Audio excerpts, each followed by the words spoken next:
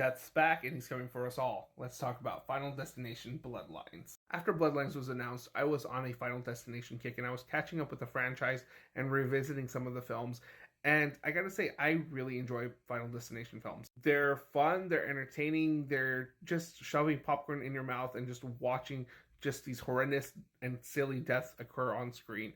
And just the intricacies of these deaths happening and how we get to that point is just so fun to watch. Having watched all the films, it kind of gave me a new sense of appreciation for what the franchise has become and what is it trying to do.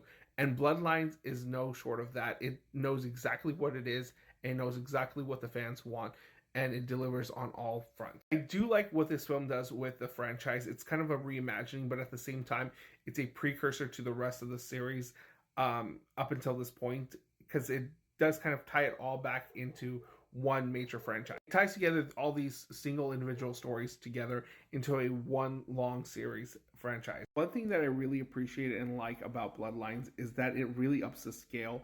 The visuals are top notch. The acting and the performances are really good, especially compared to the franchise up until this point, where the visual effects were kind of cheesy and very like low budget, and the performances were either really cringe or they just picked up some actors off the streets. It does still have its like corny writing, but the writing is sharp and clever in this iteration of the film. It knows exactly what it wants. It's clever. It really leans into the humor aspect of the franchise, and that's what I really appreciate about this film, is because it really knows what it wants to be and it delivers on that aspect.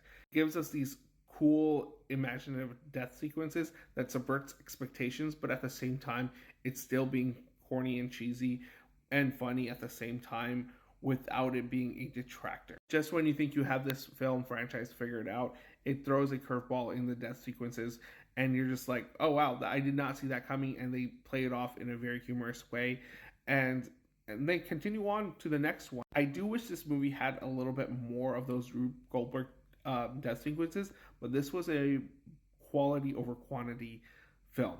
The ones that are here are present really well, and they kind of hint at the future deaths as they occur. The franchise also pays homage to the franchise as a whole. There's some throwbacks to other death sequences and callbacks.